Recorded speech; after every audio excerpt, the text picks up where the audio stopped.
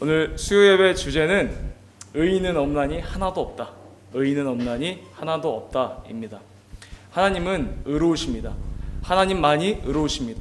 그래서 아버지 품에 독생하셨던, 아버지와 함께 계셨던 그 아들마저도 의로우신 것입니다. 요한복음 16장에 보면은 성령이 오시면 죄에 대하여, 의에 대하여, 심판에 대하여 세상에 책망하신다고 하셨습니다. 여기서 의에 대하여라 함은 내가 아버지께로 가니 너희가 다시 나를 보지 못하미요 라고 말씀하십니다. 이 말씀인즉슨 이 땅의 의인은 예수 외에는 없다라는 것입니다. 예수만이 이 땅의 의라는 것이죠.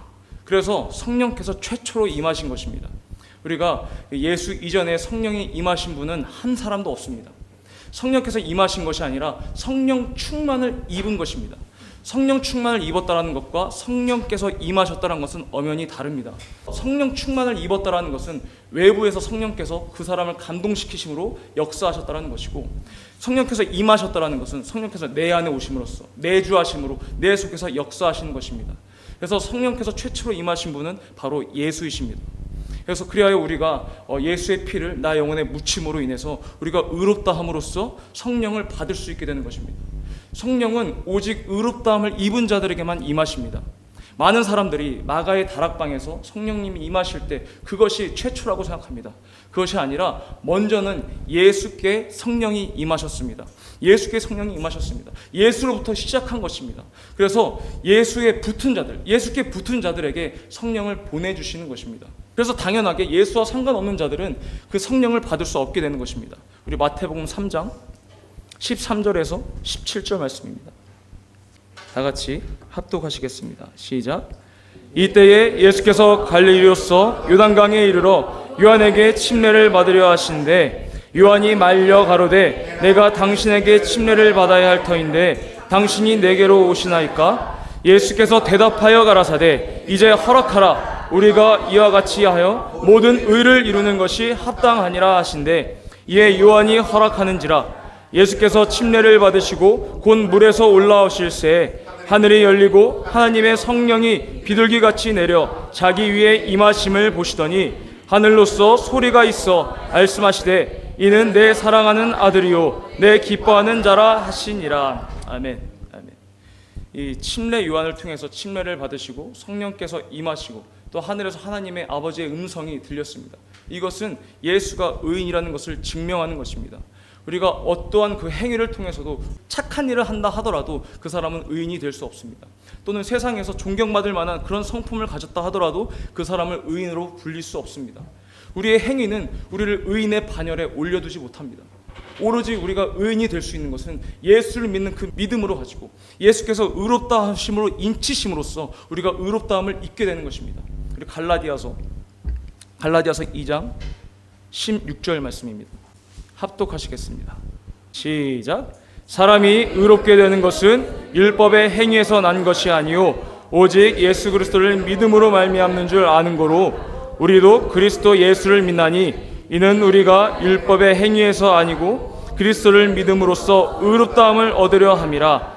율법의 행위로서는 의롭다함을 얻을 육체가 없느니라. 아멘.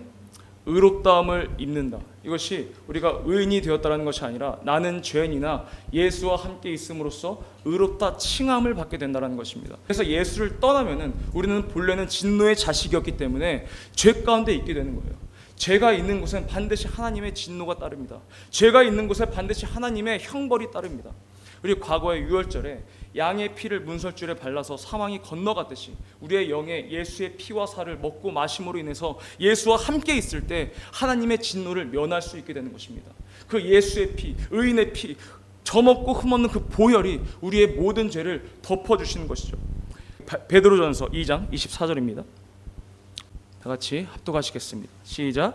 친히 나무에 달려 그 몸으로 우리 죄를 담당하셨으니 이는 우리로 죄에 대하여 죽고 의에 대하여 살게 하려 하심이라. 저가 채찍에 맞음으로 너희는 나음을 얻었나니.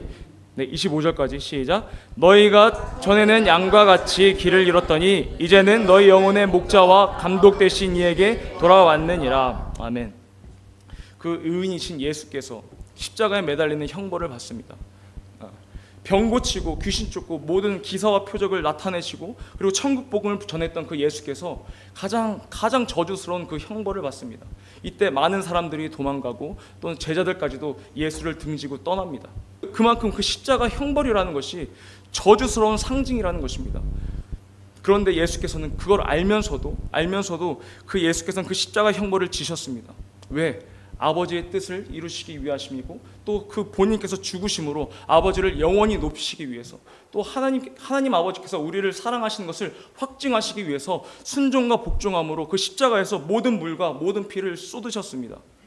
그리고 마지막에는 그 신포도주를 입술에 적시심으로써 성경을 이루시고 그래서 마지막에 말씀하시고 다 이루었다라고 말씀하시고 돌아가시는 것입니다. 우리 요한복음 19장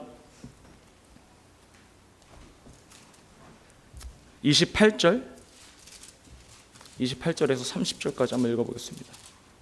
시작.